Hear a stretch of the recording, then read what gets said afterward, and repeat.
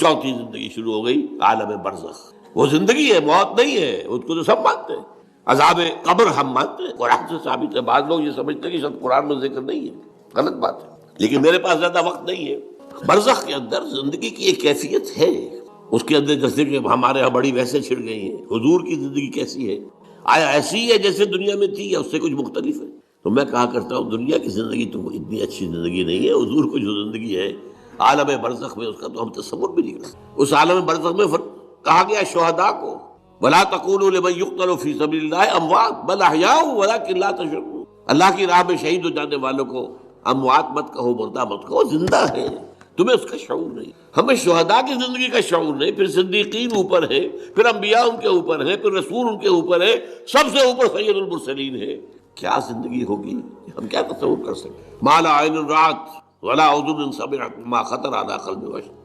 بہرحال پھر یہ چوتھی زندگی آ گئی، پھر آئے گا، پھر سور پھونکا جائے گا، اور پھر فَإِذَا هُمْ قِيَامٌ يَنظُرُونَ، تو سب زندہ ہو کر دوبارہ کھڑے ہو جائیں گے۔ وہ یوم القیامہ ہوگا، کھڑے ہونے کا دن، اور اس سے ہمارا پانچواں دور شروع ہو جائے گا، حیات اخروی۔ اچھا، حیات اخروی کے بارے میں ہمارا کیا ایمان ہے؟ کیا وہ کبھی ختم ہونے والی ہے؟ وہ تو ابدی ہے۔ فَإِنَّهَا لَجَنَّةٌ أَبَدًا أَوْ لَنَارٌ أَبَدًا، یہ پوری زندگی تو زندگی کتنی بڑی ہو گئی۔ تو اسے پیمانہ امروز و فردا سے نہ ناپ، جامداں پہم دواں ہر دم جواں ہے۔ البتہ ایک کام کیا کیا ہے اللہ نے، یہ جو دو موتوں کے درمیان زندگی آئی ہے، پہلی موت جو کہ ہم عالم ارواح سے، اس کے بعد سلا دیے گئے، موت آ گئی نا، پھر اللہ نے زندہ کیا۔ پھر جو ہمیں موت آنے والی ہے میری اور آپ کی، ان دو موتوں کے درمیان ایک زندگی کا حصہ کٹ گیا اس میں سے۔ یہ لمبا پروسیس، وہاں سے وہاں تک، مبدا و معاد، انا للہ و انا الیہ راجعون، اس میں یہ چھوٹا سا ہماری زندگی میں سے حصہ کاٹ کر اس سے ایک امتحانی وقفہ بنایا۔ خلق الموت والحیات لیبلوکم ایکم احسن عملا، اس نے زندگی اور موتیں تخلیق کی ہیں تاکہ تمہیں آزمائے کہ کون ہے تم میں سے اچھے عمل کرنے والے۔ یہ امتحانی، اس کو بھی اقبال نے خوب کہا ہے، ملزم ہستی سے تو ابراہ مانند حباب، اس زیاں خانے میں تیرا امتحان ہے زندگی۔ اب امتحان 3 گھنٹے کا بھی ہوتا ہے تو وہ 30 سال کا بھی ہو سکتا ہے، یہ تو ایک کوانٹیٹیو ایلیمنٹ ہوا، امتحان ہے، ٹیسٹنگ از ٹیسٹنگ۔ یہ حیات دنیاوی امتحان ہے، ملزم ہستی سے تو ابراہ مانند حباب، اس زیاں خانے میں تیرا امتحان ہے زندگی۔ اس کے بعد جب ہمیں دوبارہ اٹھا دیا جائے گا، حساب کتاب ہوگا، اعمال کا جزا و سزا کے فیصلے ہوں گے، اور پھر یہ جنت اور یہ دوزخ، وَإِنَّهَا لَجَنَّةٌ أَبَدًا أَوْ لَنَارٌ۔ یہ حیات ایک ایمان باللہ اور ایمان بالآخرہ، ایمان بالآخرت کے ضمن میں پورے حیات انسانی کا ایک تصور جو ہے سامنے لانا ضروری ہے۔ اب آئیے، میں نے کہا تھا تخلیق کے بارے میں کچھ باتیں آپ کو بتاؤں گا۔ یہ جدید سائنس کے حوالے سے بھی بہت اہم چیزیں ہیں، اور یہ قرآن کی حکمت اور فلسفے کے لیے۔ بدقسمتی ہماری یہ ہے کہ ہمارے جو فلسفی مسلمان ہوئے، ابن سینا ہو، فارابی ہو، کندی ہو، جو متکلمین ہوئے جنہوں نے عقل سے کام لے کر قرآن کی تفسیریں کی ہیں، امام راغب میں بہت بڑے مقام پر ہیں، اور ہیں بہت ہیں، کچھ صوفی مزاج صوفی ہے، فلسفی ہے، ان سب نے اپنی زیادہ تر گفتگو کا دار و مدار یونانی حکماء اور فلاسفہ کی بات پر۔ سقراط اس کا شاگرد، افلاطون اس کا شاگرد، ارسطو۔ ہمارے متکلمین، ہمارے فلاسفہ سب ارسطو کے شاگرد، ہمارے صوفیہ اکثر و بیشتر افلاطون اور پروٹائنس، افلاطونوس ان کے شاگرد۔ لہذا مولانا روم نے بڑا شکوے کے انداز میں کہا تھا، چند خانی حکمت یونانیہ، تم کب تک یونانیوں کی حکمت پڑھتے رہو گے، یونانیوں کا فلسفہ پڑھتے رہو گے، یونانیوں کی میٹا فزکس، یونانیوں کی منطق۔ چند خانی حکمت یونانیہ، حکمت قرآنیہ راہم میں خاں، کبھی ذرا قرآن مجید میں جو حکمت دی گئی ہے، جو فلسفہ دیا گیا ہے، جو حقائق بیان کیے گئے، کبھی ان پر توجہ۔ اللہ تعالیٰ توفیق دے۔ میری دلی آرزو ہوگی کہ آپ میں سے جو ذہین لوگ ہیں، ظاہر بات ہے کہ یہ میدان ہر شخص کا نہیں ہے، حضور صلی اللہ علیہ وسلم کا جو افرادی انفرادی سطح پر انقلاب برپا کرنے کا پروسیس ہے، 4 الفاظ ہیں اس میں ٹاپ پر آتا ہے حکمت۔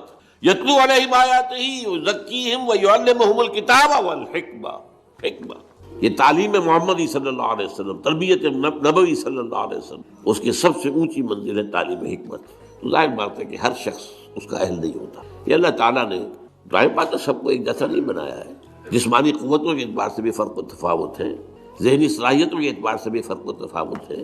جن لوگوں کے اندر یہ فلسفہ اور حکمت کا ذوق ہو وہ اس معاملے میں آئیں، سوچیں، پڑھیں۔ میری یہ چند باتیں ہو سکتا ہے کہ ان کے لیے چشم کشا ثابت۔ وہ کتاب اس وقت میری جو ہے ایجاد و ابداع عالم، وہ آؤٹ آف پرنٹ ہے، موجود نہیں ہے، انشاءاللہ جلدی ہی پرنٹ کروا لیں گے دوبارہ۔ دیکھیے تخلیق کا مرحلہ اول عالم امر ہے، اللہ کا ایک حکم کن، انما امرہ اذا اراد شیئا ان یقول کن فیکون۔ اس کن سے ایک نور پیدا ہوا ہے، ویری سٹل، لطیف، حرارت کوئی نہیں، خلق نور۔ یہ نور اللہ، یہ پہلی شے ہے جو پیدا ہوئی۔ حکم ایک کن، یہ عالم امر ہے۔ اس نور سے پیدا کیے گئی تمام ارواح انسانیہ، تمام ملائکہ۔ ملائکہ کے بارے میں حدیث موجود ہے، قرآن مجید میں ذکر نہیں ہے، حدیث میں ہے۔ حضرت عائشہ رضی اللہ تعالی عنہا سے مسلم شریف کی روایت ہے کہ ان اللہ خلق الملائکہ من نور، یہ عالم امر ہے پہلے جو پیدا کیا، ایک نور، بسیط نور، لطیف نور۔ اس نور سے ارواح انسانیہ، انہی میں ایک روح محمدی بھی تھی نا، جس کو نور محمدی بھی کہا جا سکتا۔ یہ لفظ جو ہمارے یہاں کہا جاتا ہے نور محمدی، نور اس لیے کہ روح نورانی ہے، ملائکہ نورانی ہے، اللہ نے فرشتوں کو نور سے پیدا کیا۔ اچھا، اب اس تخلیق کا دوسرا مرحلہ آیا۔ یہ پہلی تخلیق جو میٹا فزیکل ورلڈ کی ہے، دوسری تخلیق ہے فزیکل ورلڈ، ایک اور امر کن، اور اس سے ایک بگ بینگ پر، یہاں سے سائنس شروع ہوتی۔ اس لیے کہ وہ جو پہلا معاملہ ہے وہ سائنس کے دائرے سے باہر کا ہے، ارواح ہو، ملائکہ ہو، کچھ سائنس کے دائرے سے باہر، وہ عالم امر ہے۔ یہ عالم خلق شروع ہوا ہے اب، اور عالم خلق اور عالم امر میں ایک بڑا بنیادی فرق جان لیجئے۔ عالم امر میں اللہ کے کسی حکم کے تعمیل میں کوئی لمحہ صرف نہیں ہوتا، کن فیکون، کن فیکون، نو ٹائم ایلیمنٹ۔ یہی وجہ ہے فرشتے کو عرش سے زمین تک آنے میں کوئی وقت نہیں لگتا، روح کو بھی کوئی وقت نہیں لگتا۔ یہ بیانڈ دس فزیکل ورلڈ ہے نا، تو میٹا فزیکل ورلڈ کا تعلق ہے ان کا، یہ عالم امر سے ہے۔ امر میں وقت نہیں لگے گا قطعاً، خلق میں وقت لگے گا لازماً۔ آم کی گٹھلی ہے، آم کا پودا بننے میں 5-6 سال لگ جائیں گے۔ رحم مادر میں حمل ٹھہر گیا ہے، بچے کے پورے بننے میں 9 مہینے لگیں گے، ٹائم لگے گا۔ اٹس خلق۔ قرآن کہتا ہے ہم نے آسمان زمین 6 دن میں پیدا کیے، ٹائم لگا کہ نہیں لگا؟ تو یہ امر ہے وہ پہلا، جس میں کہ کیا ہے 3 چیزیں ہیں۔ اللہ کا نور جو بہت لطیف ہے، وہ خزانہ ہے، اسی سے بنی ارواح انسان کی، اس سے بنے فرشتے۔ اور چوتھی چیز نوٹ کیجئے، وہی بھی عالم امر سے متعلق ہے، اس لیے کہ وہ ایک کمیونیکیشن ہے بٹوین روح انسانی یا روح نبوی اور الروح القدس۔ جبرائیل کون ہے؟ فرشتہ۔ روح محمدی، یہ بھی نوری، وہ بھی نوری، یہ ان دونوں کا کمیونیکیشن ہے وہی۔ لہذا اس کا تعلق بھی عالم خلق سے نہیں ہے، عالم امر سے۔ بہت پیارا شعر کہیں کہا ہے، کس کیفیت میں کہا ہے میں نہیں سمجھ سکتا۔ نغمہ وہی ہے نغمہ کہ جس کو روح سنے اور روح سنائے۔ روح محمدی نے سنا ہے، اس کان سے نہیں سنا حضور نے، یہ نوٹ کر دیجئے، کبھی پڑھیے حقیقت وہی نامی کتاب مولانا سعید احمد اکبر آبادی کی، وہی کی حقیقت۔ لیکن اس کے علاوہ معین شخص ہوگا دجال۔ یہ معین شخص جو دجال ہوگا، اس کے بارے میں بھی ایک تو بالکل متفق علیہ چیزیں ہیں۔ نمبر 1 کہ وہ شخص ہے، قطعی ہے، یقینی ہے، اس کا حلیہ بھی حضور صلی اللہ علیہ وسلم نے احادیث کے اندر بیان کیا۔ دوسری بات یہ کہ اس کے ہاتھ میں قوانین قدرت، گویا کہ تسخیر کائنات، گویا کہ نقطہ عروج کو پہنچ چکی ہے، تمام اختیارات الہی تقریباً اس کے ہاتھ میں آ چکے ہیں۔ جو بڑے سے بڑے معجزے اللہ تعالیٰ نے نبیوں کو دیے ہیں وہ معجزے کر کے دکھائے گا۔ وہ مردہ کو زندہ کرے گا، مردہ لوگوں کی افواہوں کو لے کر آئے گا، ان کی روحوں کو، اگرچہ جھوٹی روحیں ہوں گی، وہ شیاطین جن ہوں گے جو ان کا بھیس بدل کر آئیں گے، لیکن یہ کہ وہ لوگوں سے کلام کریں گے۔ یہ اسپرچولیزم جو اپنی انتہا کو پہنچا ہوا ہے یورپ میں اور مغرب میں، یہ در حقیقت اسی کا ایک مظہر ہے۔ وہ کھلے بیابان کو کہے گا جہاں بالکل ڈٹیل جو ہے وہ صحرا تھا، گل و گلزار کر دے گا جب چاہے گا، جب چاہے گا جہاں چاہے گا بارش برسائے گا۔ فاصلہ اس کے لیے بے معنی ہوگا، اس کی سواری وہ ہوگی کہ جس کے دونوں کانوں کے درمیان فاصلہ 80 ہاتھ کا ہوگا۔ یہ سارے جو آج آپ کی اس ٹیکنالوجی کی جو انتہا جا رہی ہے اور جدھر جا رہی ہے، اس کو اچھی طرح سمجھ لیجیے۔ آج سے 100 سال پہلے شاید انسان ان چیزوں کا تصور نہ کر سکتا۔ وہ کوئی سواری ایسی بھی ہو سکتی ہے جس کے 2 کانوں کے درمیان کا فاصلہ جو ہے وہ 80 ہاتھ کا ہو۔ آپ کے یہ سارے جیٹس جو ہیں وہ کیا ہیں؟ ان کے رڈارز جو لگے ہوئے ہیں، دونوں کان ہیں ان کے۔ اس کا ایک قدم اگر مدینے میں ہوگا تو دوسرا بیت المقدس میں ہوگا۔ اس کی آواز پوری دنیا میں سنی جائے گی۔ سنی جا رہی ہے کہ نہیں؟ یہ ساری قدرت، ساری قوتیں، تسخیر کائنات کلیتاً ایک آدمی کو چیر کر 2 ٹکڑے کرے گا، दोनों टुकड़ों को अलहदा करेगा, उनके दरमियान चलेगा और फिर उन दोनों को जोड़ेगा और खड़ा कर देगा। अहादीस में ऐसा ही मौजूद है। सर्जरी जिधर जा रही है कोई अजब नहीं कि वहां तक आदमी पहुंच जाए। फ्रीज करके तो यह मामला अब हो ही सकता है, लेकिन ये कि अभी अगला और कदम क्या होगा कुछ नहीं कह सकते। ये चीजें तो है मुत्तफकुन अलैह। अलबत्ता कुछ मामलात के अंदर अहादीस में कुछ इख्तिलाफ पाया जाता है और ये मुश्किलातुल हदीस, और मैं भी चूंकि इस मसले में अब तक भी इसी दर्जे में, अभी कतईयत के साथ में कोई बात नहीं कह पा रहा हूं, लेकिन अब चूंकि गुमाने गालिब के दर्जे में एक राय तक पहुंच चुका हूं, इसलिए मैंने आज इस बात को आप तक पहुंचाने के लिए ये उन्वान इख्तियार किया। इसलिए कि हदीस में जो आती है तफासील, उससे मालूम होता है कि ये दज्जाल दो दलिल करेगा। या तो वो दो दलिल करने वाले दो दज्जाल अलहदा हैं, या ये दोनों दलिल करने वाला शख्स एक ही है। बस ये मसला है कि जो आज तक मुझसे हल नहीं हुआ था, अब तक कहना चाहिए आज तक नहीं। और ये इसमें उलमा से भी गुफ्तगू हुई है और जिन लोगों ने इस मफहूम मौज़ूआत पर अपना वक्त लगाया है उनसे भी गुफ्तगूएं हुई हैं, तो वो भी इस मसले को हल करने से ताहाल कासिफ है। लेकिन ये कि अब मेरी राय ये है कि ये दो शख्स है अलहदा अलहदा, वल्लाहु आलम। लेकिन एक राय तक मैं पहुंच चुका हूं, इसलिए वो राय आपके सामने रख रहा हूं और आपके जरिए से वो आगे भी फैलेगी, तो अहले इल्म के साथ जो है इस मामले के अंदर तबादला ख्यालात की भी नौबत आएगी इंशाअल्लाह। लेकिन ये कि इसमें ये बात कतई और यकीनी है कि इस तरह का एक शख्स पैदा होगा। अलबत्ता ये कि आया वो दो होंगे दो मुख्तलिफ औकात में, या एक ही होगा एक ही वक्त में, सिर्फ इसमें इख्तिलाफ। मेरे नजदीक वो दो होंगे। एक वो शख्स जो झूठा मसीह होने का दावा करे, अल मसीहुद दज्जाल, जैसे हुजूर ने फरमाया मेरी उम्मत में 30 दज्जाल उठेंगे जो नबी का दावा करेंगे, जिनमें से 5-6 तो हुजूर के अपने जमाने में और आपसे मुत्तसिल उठ खड़े हुए थे। बाद में मोहम्मद अली बाब हो, बहाउल्लाह हो, कादियानी और न मालूम कहां कौन उठे होंगे, वल्लाहु आलम। किसी तरीके से एक शख्स मसीह होने का दावा करके खड़ा होगा, यहूदी होगा। ये है असल में वो शय। और इसमें जो इन दोनों शख्सियतों के माबैन अगर कोई जरा सा अगर इबहाम रहा है, तो मैं एक हदीस भी नोट करके लाया था, हजरत उबादा इब्न सामित रज़ी अल्लाह ताला अन्हु से है, अन रसूलिल्लाह इन्नी हद्दस्तुकुम अन दज्जाल हत्ता खशीतु अल्लाह ताक़िलू, मैंने तुम्हें दज्जाल के बारे में बहुत सी बातें बताई हैं तो मुझे ये गुमान हुआ कि शायद तुम उसे समझ ना पाओ। ये अंदेशा खुद हुजूर सल्लल्लाहु अलैहि वसल्लम को हुआ है और ये सुनन अबी दाऊद की रिवायत है। बहरहाल मैं जो कुछ अर्ज कर रहा हूं कि मैं इस राय तक पहुंचाऊं कि ये दो अलहदा शख्सियतें हैं। एक तो ये है कि एक मसीहुद दज्जाल खड़ा होगा ये एक दावा करके कि मैं मसीह हूं, क्योंकि इसका जमाना बिल्कुल करीब आ चुका है, इसलिए मैं आपको उसके बारे में खबरदार कर रहा हूं। दूसरा जो मसीह जिसकी शख्सियत मसीह दज्जाल की आती है, दज्जाल अकबर, मैं सिर्फ इशारा करूंगा, फिर कभी इंशाअल्लाह इस मौजू पर तफसील से गुफ्तगू होगी। वो मेरे नजदीक बिल्कुल करीब क़यामत की एक अलामत है। जो खुदाई का दावा करे वो झूठा खुदा होगा, ये झूठा मसीह होगा। अल मसीहुद दज्जाल, अद दज्जालुल अकबर वो होगा कि जो क़यामत के बिल्कुल करीब की 3 निशानियां हैं, जबकि वो आ जाएंगी तो हदीस में आता है कि उसके बाद किसी शख्स के ईमान लाने का, तौबा करने का फायदा नहीं होगा। वैसे तो अलामात क़यामत जो है उनमें सबसे पहली मैंने बताया था हुजूर की बेशत खुद अलामात में से, उसके बाद 10 अलामतें हुजूर ने गिनवाई हैं और वो तदरीजन पूरी होती चली जाएंगी। आखिरी अलामात के लिए हदीस सुन लीजिए, अन अबी हुरैरा रज़ियल्लाहु तआला अन्हु क़ाल क़ाल रसूलुल्लाह सल्लल्लाहु अलैहि वसल्लम सलासुन इज़ा खरजना ला यनफ़उ नफ्सन ईमानन लम तकुन आमनत मिन क़ब्ल औ कसबत फी ईमानिहा खैरा, तुलूउ शम्स मिनल मग़रिब व ख़ुरूजुद दज्जाल व दाब्बतिल अर्ज़। 3 निशानियां वो हैं कि जब वो जाहिर हो जाएंगी तो फिर किसी का ईमान लाना मुफीद नहीं होगा जो पहले ईमान नहीं लाया था, या जिसने इससे कबल अपने ईमान में कुछ आमाल सालिहा की कमाई नहीं की। यानी गोया के तौबा का दरवाजा बंद हो जाएगा। जैसे जब मौत के आसार शुरू हो जाते हैं तो तौबा का दरवाजा इंसान के लिए बंद। अब जब मौत के आसार शुरू हो गए, अब तौबा करना फायदा नहीं, उससे पहले तौबा का दरवाजा खुला हुआ। मालम यगरगर, जबकि वो मौत के आसार शुरू हो जाते हैं, घुंघरू बोलना शुरू हो जाता है, मालूम होता है कि अब जा रहा है, अब तौबा बेकार।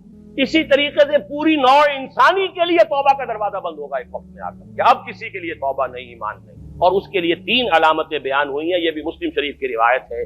आपने फरमाया 3 चीजें वो हैं कि जब वो जाहिर हो गई तो फिर किसी का ईमान लाना जो उससे पहले ईमान नहीं लाया था और अपने ईमान में उसने कुछ आमाल सालिहा की कमाई नहीं की थी, अब कत्ल मुफीद नहीं होगा उसके लिए ईमान लाना। वो 3 निशानियां हैं, तुलूउ शम्स मिनल मग़रिब, सूरज मगरिब से तुलू होगा। निज़ाम शमसी में कोई इख्तिलाल ऐसा होगा कि जिससे सूरज बजाय मगरिब से निकलेगा। वो खुरूजुद दज्जाल व दाब्बतिल अर्ज़, एक जमीन से कोई चौपाया बरामद होगा। बाद अहादीस में आता है کہ مروا کے قریب سے وہ برآمد ہوگا جو گفتگو کرے گا انسانوں سے. یہ بالکل خرق عادت، یعنی وہ چیزیں کہ جن کا کوئی تعلق اب اسباب جو ہے دنیا کے ان سے کوئی تعلق نہیں ہے، کوئی فزیکل لا سے تعلق نہیں ہے، وہ بالکل معجزے ہوں گے، خرق عادت ہوگا. اور خروج دجال، وہ دجال جو خدائی کا دعویٰ کرے گا، اور حدیث میں آتا ہے کہ بہت کم لوگ ہوں گے کہ جو اس کے سامنے رک سکیں گے. اکثر و بیشتر جو کمزور ایمان والے لوگ ہوں گے وہ اسے خدا تسلیم کر کے اس کی پرستش شروع کر دیں. میرے نزدیک یہ آخری چھلنی ہوگی جو لگائی جائے گی اہل ایمان کو ایک طرف کرنے کی، اور یہ قیامت کی نشانیوں میں سے آخری نشانیوں میں. لن تزولا قدم ابن آدم، حضور نے خبر دی ہے ابن آدم کے قدم ہل نہیں سکیں گے. جیسے مجرم کھڑا ہوتا ہے کٹہرے کے اندر، اس کٹہرے میں سے ہل نہیں سکو گے. حتی یسأل عن خمس، جب تک کہ 5 چیزوں کا حساب نہ لے لیا جائے. وہ 5 چیزیں کیا ہیں؟ کان کھول کر سنیے. عن عمرہ فیما افناہ، عمر کا حساب دو. یہ 80 برس اور 70 برس ہم نے تمہیں دنیا میں دیے، کہاں ضائع کیے. وعن شبابہ فیما ابلاہ، اور خاص طور پر جوانی کا دور، امنگوں کے دن، ولولے ہوتے ہیں، قوت ہوتی ہے، توانائی ہوتی ہے، آدمی چلتے ہوئے زمین پر پاؤں مارتا ہے، قوت جو ہے وہ اپنا اظہار چاہتی ہے. یہ جوانی کہاں گلائی؟ حساب دو، ایک ایک لمحے کا حساب دو. وہاں مالہ من این اکتسبہ وفیما انفقہ، ایک ایک پائی کا حساب دو. مال کا کہاں سے کمایا تھا، حلال سے کہ حرام سے، اور کہاں خرچ کیا تھا، گل چھروں میں، عیاشیوں میں، یا نیکی کے کاموں میں، ادائے حقوق میں، اللہ کے دین کے لیے. 4 سوال ہو گئے. 2 زندگی کے بارے میں، ایک زندگی پوری بحیثیت مجموعی کہاں کس کام میں لگائی، اور خاص طور پر شباب کا دور کہاں لگایا. 2 سوال مال کے بارے میں، کمایا کہاں سے، حلال سے کہ حرام سے، جائز سے کہ ناجائز سے، خرچ کہاں کیا. اور آخری سوال وعما عمل فیما علم، جو علم حاصل کیا تھا اس میں عمل کتنا کیا. علم کے انبار لگاتے چلے گئے اور عمل کے آغاز کی بھی نوبت نہ آئی. یہ علم جو ہے یہ اس روز سب سے بڑا وبال بن جائے گا. انسان اتنا علم اور عمل کچھ نہیں، بجائے کہ کریڈٹ کا ذریعہ بنے یہ الٹا ڈیبٹ کا کھاتا بن جائے. یہ جواب دہی کا احساس ہے کہ جس کی وجہ سے انسان کی ٹریجڈی جو ہے وہ دوہری ہے. کوئی حیوان اتنے بوجھ تلے نہیں، مشقت کی، محنت کی، اس زندگی میں ختم ہوئے، اس کے بعد کوئی محاسبہ نہیں. اس کو بھی غالب نے خوب کہا ہے کہ اب تو گھبرا کے یہ کہتے ہیں کہ مر جائیں گے، اور مر کے بھی چین نہ پایا تو کدھر جائیں. یہ ہے وہ ہیومن ٹریجڈی. اب میں آپ کو توجہ دلانا چاہتا ہوں. ایک تو گوتم بدھ کا فلسفہ، اس کے فلسفے کا مین تھیم یہ ہے سروم دکھم، آل از پین، آل از سفرنگ. اور اس نے جو بھی اپنی محنت کی یہ تو اللہ ہی بہتر جانتا ہے کہ اسے بعد میں ملا کیا اور کیا نہیں ملا. ایک بات آپ سے عرض کر دوں گوتم بدھ کے بارے میں. ایک بہت جید عالم میرے نزدیک بر صغیر پاک و ہند کے علماء میں جو اس صدی کے علماء ہیں ان میں ان کا بہت اونچا مقام ہے، مولانا مناظر احسن گیلانی رحمۃ اللہ علیہ. گیلان قصبہ ہے ایک بہار کا، وہاں کے رہنے والے تھے. ان کی زندگی زیادہ گزری حیدرآباد دکن میں، عثمانیہ یونیورسٹی میں استاد رہے. انہوں نے گوتم بدھ کے بارے میں یہ لکھا ہے کہ میرا یہ گمان ہے کہ وہ بھی اللہ کے نبی تھے، اور اس کی دلیل دی ہے. قرآن مجید میں ایک رسول کا ذکر آتا ہے ذوالکفل، اور یہ ذوالکفل وہ ہے جس کے بارے میں ہمیں کچھ پتہ. قرآن مجید میں بھی ایک جگہ ذکر آیا ہے. نمبر 2 یہ کہ کسی حدیث میں اس کی کوئی ہمیں وضاحت نہیں ملتی، نہ حضور سے پوچھا گیا نہ حضور نے اس کی وضاحت فرمائی. اب یہ ذوالکفل ہے کون؟ تورات میں جو نبیوں کے نام آتے ہیں ان میں سے کسی نبی کا نام ذوالکفل کے آس پاس نہیں بنتا کہ یہ سمجھا جائے کہ یہ اس نام کی بگڑی ہوئی یا بدلی ہوئی شکل بن گئی ہے. تو انہوں نے جو کہا ہے وہ بات وزنی معلوم ہوتی ہے اس اعتبار سے کہ کپل وستو، کپل پے جو ہے وہ عربی میں ہے نہیں، وہ فے بنتی ہے. تو ذوالکفل کے معنی کفل والا، اور یہ کفل جو ہے کپل، کپل والا، جس کو ہم کہتے ہیں کپل وستو کا شہزادہ. تو انہوں نے یہ کہا ہے کہ گوتم بدھ کے بارے میں یہ خیال، یہ میں عرض کر دوں کہ اس کو ہم یقین سے نہیں کہہ سکتے، یہ ان کا گمان ہے، خیال ہے، واللہ عالم کہیں گے ہم، لیکن امکان ضرور موجود ہے. قرآن کہتا ہے وَلِكُلِّ قَوْمٍ ہاد، ہم نے ہر قوم میں ہادی بھیجے. وَإِن مِّن قَرْيَةٍ إِلَّا خَلَا فِيهَا نَذِيرٌ، کوئی بستی ایسی نہیں دنیا میں جس میں کوئی نہ کوئی خبردار کرنے والا نہ آیا ہو. تو یہ ممکن نہیں ہے کہ وہاں نبی نہ آئے ہوں، لیکن ان کی تعلیمات اتنی بدل گئی ہیں کہ ہم ان کو پہچان نہیں سکتے. حضرت مسیح علیہ السلام کی تعلیمات اگر عیسائیوں سے ہم سمجھیں تو کبھی بھی انہیں اللہ کا نبی نہیں مان سکتے. یہ تو قرآن مجید نے آ کر حضرت مسیح علیہ السلام کی اصل حقیقت ہمیں بتائی، ورنہ تو خدا کا بیٹا ثالث و ثلاثہ ان کو کیسے ہم مانتے ہیں. لیکن یہ کہ قرآن نے بتایا.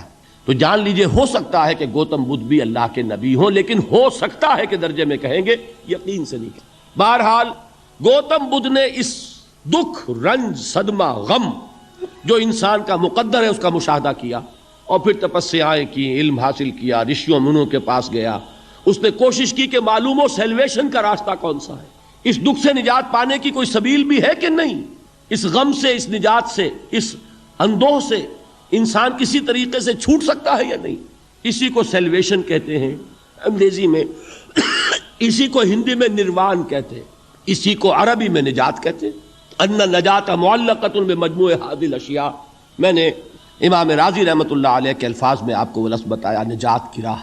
اچھا، جدید فلسفوں میں جن حضرات کو دلچسپی کی بات ہے انہی کے بارے میں یہ عرض کر رہا ہوں، جدید فلسفوں میں بھی ایک فلسفہ ہے وجودیت، ایگزسٹانشلزم۔ آپ نے نام سنا ہوگا سارترے، یہ فرینچ فلسفر، اور اس وقت دنیا میں جو نوجوان نسل ہے وہ بہت زیادہ متاثر ہوئی ہے سارترے کے فلسفے سے۔ کرکیگارڈ پرانے دور میں اور سارترے اس دور میں، ان کے فلسفے کا نام ہے وجودیت، ایگزسٹانشلزم۔ اس کا مرکزی خیال بھی یہی ہے، انسان کے لیے دکھ ہی دکھ ہے، صدمہ ہی صدمہ ہے، رنج ہی رنج ہے۔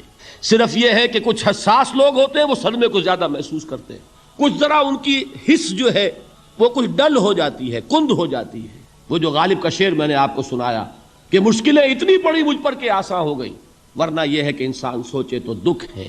اب یہ دکھ جو ہے اس سے نجات کا کوئی راستہ بھی ہے کہ نہیں، یہ کوسچن مارک ہے، جس کا جواب ہے تیسری آیت میں الا الذین آمنوا وعملوا الصالحات وتواصوا بالحق وتواصوا، جو ایک نا امیدی کی کیفیت طاری ہوتی ہے، والعصر ان الانسان لفی خسر، زمانے کی قسم ہے تمام انسان برباد ہونے والے ہیں، تباہی میں ہیں، گھاٹے میں ہیں، ٹوٹے میں ہیں۔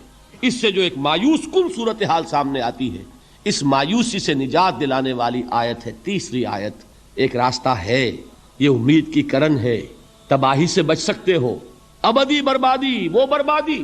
یہاں تو یہ ہے کہ ہم نے مشقتیں اٹھا لیں، فقے جھیل لیے، تکلیفیں برداشت کر لیں، صدمے برداشت کر لیے، لیکن موت آئی، اس کا خاتمہ ہو گیا۔ لیکن اس کے بعد اگر خدا نہ خواستہ جہنم میں جھونک دیے گئے، وہ ابد الآباد تک کی، وہ ہمیشہ ہمیشہ کی جلن۔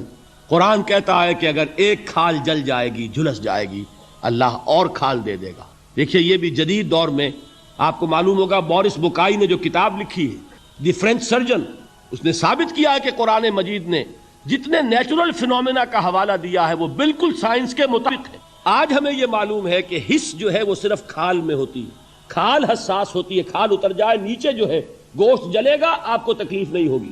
معلوم قرآن نے کہا ہے کہ جب کھالیں ان کی جھلس جائیں گی ہم نئی کھال دے دیں گے، تاکہ وہ سوزش جو ہے، وہ جلن کا احساس برقرار رہے، وہ ختم ہونے لگے۔ حالانکہ اس کی ضرورت نہیں ہے، اگر اندر کا گوشت بھی حس والا ہوتا تو پھر کھال دوبارہ عطا کرنے کی ضرورت نہیں ہے، گوشت جلے گا، اس سے بھی جلن کا اور سوزش کا احساس ہو جائے گا۔ لیکن قرآن کہتا ہے کہ نہیں، کلما نضجت جلودہم بدلنا لہم جلودا غیرہا، جب ان کی کھالیں جھلس جائیں گی، جل جائیں گی، ہم ان کی کھالیں بدل دیں گے تاکہ وہ سوزش برقرار رہے۔ ثم لا يموت فیہا ولا یحیا، پھر نہ وہ اس میں جی سکے گا نہ مر سکے گا، نہ زندوں میں ہوگا نہ مردوں میں ہوگا۔ موت کو پکارے گا، کاش کہ موت آ جائے جو مجھے اس مشقت سے اور مشکل سے چھٹکارا دلا دے، وہ موت جس سے اس وقت ہم بھاگتے ہیں۔ اگر خدا نہ خواستہ اس جہنم میں جھونکے گئے تو پھر موت کو پکاریں گے اور موت نہیں آئے گی۔ اس عذاب سے، اس ابدی ناکامی سے، اس خسران سے، اس ابدی ہلاکت سے بچنے کا کوئی راستہ ہے؟ وہ جو میدان حشر میں پکاریں گے لوگ، این المفر، کوئی جائے فرار ہے، کوئی جائے پناہ ہے؟ وہ جائے فرار، وہ جائے پناہ اس دنیا میں اللہ نے ہمیں عطا فرمائی، اسی کا نام صراط مستقیم ہے۔ الا الذین آمنوا وعملوا الصالحات وتواصوا بالحق وتواصوا بالصبر، ایک راستہ ہے۔ اب آج کا میرا موضوع ہے شہادت علی رضی اللہ تعالیٰ عنہ۔ اصل میں حضرت علی رضی اللہ تعالیٰ عنہ کی شہادت بھی اسی الفتنۃ الکبریٰ کا تسلسل ہے۔ وہ جو عبداللہ ابن سبا کا پیدا کردہ عظیم ترین فتنہ تھا، اسی کا ایک نتیجہ حضرت علی کی شہادت بھی ہے، لیکن وہ بات ذرا تفصیل سے سمجھ لیں۔ اور اس کے لیے میں ممنون احسان ہوں، حال ہی میں ایک کتاب چھپی ہے، ڈاکٹر سید رضوان علی ندوی، وہ محقق ہیں تاریخ کے، انہوں نے بڑی تاریخی تحقیق کے بعد جو باتیں بیان کی ہیں وہ میں آپ کے سامنے رکھ رہا ہوں۔ عرب میں جنوب مغرب کی کونے میں جہاں یہ یمن بھی آباد ہے، اس کے اوپر نجران ہے، اسی علاقے میں یمامہ کا علاقہ کہلاتا ہے۔ یہاں ایک قبیلہ آباد تھا بنو تمیم۔ یہ جو لوگ تھے بڑے کرخت مزاج، جنگجو، اکھڑ، ضدی، اور جس بات کو ایک دفعہ مان لے اس پر اڑ جانے والے اور مر مٹنے والے۔ یہیں سے فتنہ پہلا اٹھا تھا۔ سب سے بڑا جو نئے جھوٹے نبی کھڑے ہوئے تھے ان میں سب سے بڑا تو مسیلمہ کذاب تھا، یہی تو علاقہ تھا۔ اور اس کے خلاف اس فتنے کی سرکوبی میں کتنے صحابہ، 1200 صحابہ ایک جنگ کے اندر شہید، جن میں 500 جو ہیں وہ حفاظ تھے رضی اللہ تعالیٰ عنہ۔ تو یہ لوگ جو یہ تھے بڑے زوردار تھے۔ اس قبیلے کے بارے میں حضرت عمر رضی اللہ تعالیٰ عنہ نے ایک بڑی عجیب حکمت عملی اختیار کیا۔ ان کو وہاں سے اکھاڑ کر اور ایران کی سرحدوں پر آباد کرا، اب جہاں پر جہاد ہو رہا تھا، تاکہ ان کے اندر جو یہ جنگجوئی ہے یہ اب اس مقصد کے لیے استعمال ہو، اب وہ دارالاسلام کی توسیع کے مقصد کے لیے استعمال ہو۔ اور وہ ہوئی۔ حضرت عمر نے 2 چھاؤنیاں بنائی تھیں رضی اللہ تعالیٰ عنہ، کوفہ اور بصرہ، کیونکہ ظاہر بات ہے کہ اب جو اسلام کا دائرہ پھیل رہا تھا اور اسلامی حکومت پھیل رہی تھی اور زیادہ تر جو ہے مشرق کی طرف پھیل رہی تھی، ایران اور خراسان وغیرہ کی، تو اب مدینے سے اس کا کنٹرول اتنا آسان نہیں تھا، فاصلہ تھا، تو چھاؤنیاں بنائیں تاکہ یہ اس سرحد کے اوپر یہ موجودہ مرکز رہے، یہاں فوجیں موجود رہیں، کہیں کوئی بغاوت ہو تو اس کو کچلنے کے لیے وہ قوت فوری طور پر دستیاب ہو سکے۔ یہ لوگ ہیں کہ جو عبداللہ ابن سبا کی فتنے سے سب سے زیادہ متاثر، ان کی مزاج میں وہ کجی تو تھی نا۔ حضرت عمر بھی ان کا جو ایک مضبوط کنٹرول تھا انہیں دبائے رکھا ہے، اور ان کا رخ جو ہے ایک دوسری طرف موڑ کر اس سے اسلام کو فائدہ پہنچایا۔ لیکن اس کے بعد جب فتنہ جو آیا یہ عبداللہ ابن سبا، تو سب سے بڑھ کر یہی لوگ اس کے ماننے والے، اور انہی میں سے وہ لوگ تھے جنہوں نے جانیں بھی دے دی ہیں، جنہیں حضرت علی نے زندہ جلایا ہے، اس لیے کہ وہ کہتے تھے کہ علی خدا ہے۔ اے علی تم خدا ہو، تم ہمیں آگ میں جلا رہے ہو، یہ تو تم ہمارا امتحان لے رہے ہو۔ وَلَنَبْلُوَنَّكُمْ بِشَيْءٍ مِّنَ الْخَوْفِ وَالْجُوعِ وَنَقْصٍ مِّنَ الْأَمْوَالِ وَالْأَنفُسِ وَالثَّمَرَاتِ۔ اب وہ اس آیت کو اپنے اوپر منطبق کر رہے ہیں۔ تو یہ جو کرخت لوگ تھے، انہوں نے در حقیقت جو ہے عبداللہ ابن سبا کے کردار میں سب سے بڑا رول پلے کیا، اور انہی کے ہاتھوں حضرت عثمان شہید رضی اللہ عنہ، اور اس کے بعد انہوں نے حضرت علی رضی اللہ تعالیٰ عنہ کو اپنے گھیرے میں لے لیا، کیونکہ انہی کی کثیر تعداد موجود تھی مدینے میں جب حضرت عثمان شہید ہوئے۔ اس کے بعد اب ظاہر بات ہے کہ کوئی نہ کوئی تو خلیفہ ہونا چاہیے تھا۔ حضرت طلحہ سے کہا گیا، انہوں نے معذرت کر لی، حضرت زبیر سے کہا گیا، انہوں نے معذرت کر لی۔ اب ظاہر بات ہے کہ حضرت علی آخر امت کو چھوڑا تو نہیں جا سکتا تھا بغیر امام کے، انہوں نے قبول کر لی، اگرچہ حضرت حسن روکتے رہے کہ ابا جان یہ ان لوگوں کی بیعت جو ہے آپ قبول نہ کی۔ حضرت حسن تو ان میں سے ہیں جو حضرت عثمان کے دروازے پر کھڑے تھے پہرے دار کی حیثیت سے، حسن اور حسین رضی اللہ تعالیٰ عنہ، انہیں تو معلوم تھا فتنہ جو کون لوگ ہیں۔ اس کے بعد حضرت علی رضی اللہ تعالیٰ عنہ نے اسی حکمت سے، جس حکمت کے تحت حضرت عمر نے یہ چھاونیاں آباد کی تھیں، دارالخلافہ بھی مدینے سے کوفہ منتقل کر دیا تاکہ پورے عالم اسلام کو کنٹرول کیا جا سکے اس مرکز۔ اس کا نتیجہ یہ نکلا کہ اب گویا کہ حضرت علی کے گرد ان لوگوں کا گھیراؤ مکمل، کوفے میں یہی تو آباد تھے، کوفی یہی تو تھے، حضرت عمر نے انہیں لا کے یہاں آباد کیا تھا۔ جب حضرت علی نے کوفے کو اپنا دارالخلافہ قرار دیا تو گویا کہ ان کا پھر عمل دخل بہت بڑھ گیا۔ ایک طریقے سے یوں کہا جا سکتا ہے کہ انہوں نے اب حضرت علی رضی اللہ تعالیٰ عنہ کو اپنے محاصرے، چنانچہ جنگ جمل کے موقع پر یہ ہوا ہے کہ صلح ہو گئی تھی، حضرت عائشہ رضی اللہ تعالیٰ عنہ کے جو نمائندے تھے اور ادھر سے حضرت علی، صلح ہو گئی تھی، طے ہو گیا تھا کہ ہاں قاتلین عثمان کو جو ہے ان کو سزا دی جائے گی، قصاص لیا جائے گا حضرت عثمان کی قتل۔ لیکن ان لوگوں نے 10,000 آدمی کھڑے ہو گئے کوفے کے اندر، ہم سب قاتل ہیں عثمان کے، لو قصاص ہم سے اگر لے سکتے ہو، جس کے نتیجے میں اور انہوں نے جنگ شروع کر دی۔ اور جب جنگ شروع ہو جائے تو پھر اس کے بعد تو کوئی نہیں دیکھ سکتا کیوں شروع ہوئی، کیسے شروع ہوئی، کس نے شروع کی، اب تو یا مارو یا مرو، دو ہی باتیں ہوتی۔ 10,000 مسلمان ایک رات میں جنگ جمل۔ اب اس کے بعد حضرت علی رضی اللہ تعالیٰ عنہ کی خلافت جو ہے حضرت امیر معاویہ نے ماننے سے انکار، جب تک قاتلین عثمان کو سزا نہیں دیتے ہم بیعت نہیں۔ یہ نہیں کہ دعویٰ کیا ہو کہ میں خلافت کا حقدار ہوں، یہ نہیں، لیکن یہ کہ آپ کو ان کو سزا دینی چاہیے۔ اب یہ تھا وہ مخمصہ جس میں حضرت علی رضی اللہ تعالیٰ عنہ وہ فرماتے تھے تم میرا ساتھ دو تو میں ان قاتلین عثمان سے سزا جو ہے ان کو سزا دے سکتے۔ ادھر انہیں پتا تھا کہ میں سرنڈر کرتا ہوں تو مجھے علی تک تو پہنچنے کوئی نہیں دے گا، راستے میں ختم کر دیں گے رضی اللہ تعالیٰ عنہ۔ تو یہ پیچ تھا ایک جو ایسا پڑا ہے۔ اب اس میں جب حضرت معاویہ اور حضرت علی کے مابین فیصلہ کن جنگ ہوئی، جنگ صفین سے، جس میں 70,000 مسلمان ایک دوسرے کی تلواروں، تیروں، نیزوں سے قتل۔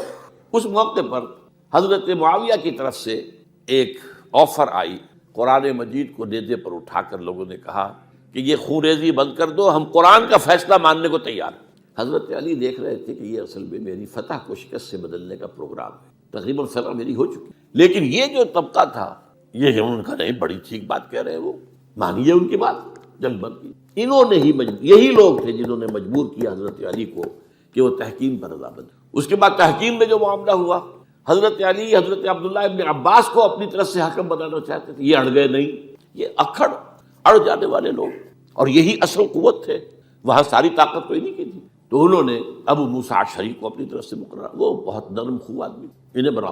بہرحال جو بھی بات طے ہوئی، اب تاریخ کی روایتوں میں اختلاف ہو سکتا ہے، کہا یہ جاتا ہے کہ طے تو یہ ہوا تھا حکمین کے مابین، ادھر سے ابو موسیٰ اشعری، ادھر سے عمرو بن العاص رضی اللہ تعالی عنہ، کہ آپ اپنے جو کلائنٹ ہیں حضرت علی، آپ انہیں معزول کر دیجئے، میں معاویہ کو معزول کر دیتا ہوں، پھر جو ہے مسلمان فیصلہ کر لیں کسی اور کی عبادت۔ انہوں نے کھڑے ہو کے کہہ دیا میں علی کو معزول کرتا ہوں، اور عمرو بن العاص نے کہا کہ میں معاویہ کو قائم کرتا ہوں۔ اب یہ ہے روایت، واللہ عالم اس میں کتنا سچ ہے کتنا جھوٹ ہے، میں کوئی مورخ نہیں ہوں، میں کوئی تاریخ کا محقق نہیں۔ اس کے بعد جو ہے اب یہ لوگ انہوں نے کہا کہ مانیے تحکیم کو، اور جب انہوں نے حضرت علی نے اس تحکیم کے فیصلے کو ماننے سے انکار کیا، اس باغی حضرت علی کو کافر قرار دیا، اور جا کر ایک جگہ پر حرورہ ایک جگہ تھی، وہاں پر جا کے جمع ہو گئے، جتھا کی بہت بڑی طاقت پر وہاں انہوں نے طے کیا کہ علی بھی کافر ہو گیا، معاویہ بھی کافر ہو گیا، عمرو بن العاص بھی کافر ہو گئے، سب کافر ہیں۔ حضرت علی کی طرف سے ایک گئے سفیر ان سے بات کرنے کی، تو انہوں نے کہا تمہیں نے تو کہا تھا کہ تحکیم کو تسلیم کرو، کہ ہاں ہم نے گناہ کیا تھا، کفر کیا تھا، ہم توبہ کی ہم نے، اگر علی بھی مان لے کہ میں نے مان کر کفر کیا تھا اب میں توبہ کرتا ہوں تو ہم ان کی بات مان۔ اب حضرت علی اس طرح کا جھوٹ کیسے بولتے ہیں، انہوں نے تو کوئی کفر نہیں کیا تھا۔ بہرحال انہوں نے پھر بھی نرمی برتی کہ دیکھو اگر تم کوئی خونریزی نہیں کرو گے، فساد نہیں مچاؤ گے تو میں تمہیں کچھ نہیں، لیکن وہ اپنی ان شرارتوں سے بعد نہیں آئے۔ تو پھر تیسری جو بڑی جنگ ہوئی ان جنگوں میں، جنگ نہروان کہلاتی ہے، حضرت علی کی جنگ خوارج کے ساتھ، جس میں 4000 خارجی جو ہے ختم۔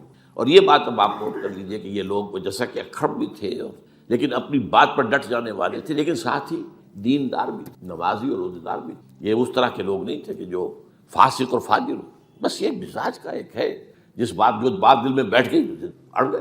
تو یہ اصل میں انہوں نے پھر فیصلہ کیا کہ اور تو ہمارے بس میں اب کچھ نہیں ہے، ان تینوں کو قتل کر دیا، علی کو بھی اور معاویہ کو بھی اور عمرو بن العاص کو بھی۔ تو ایک جگہ ان کی سازش ہوئی، 3 آدمی معین ہو گئے، ایک ہی وقت کا طے فیصلہ ہو گیا، فلاں تاریخ کو فجر کے وقت تم جاؤ، وہ تم کوفے کی جامع مسجد میں جب علی نماز جماعت کرا رہے ہو خنجر مارو انہیں۔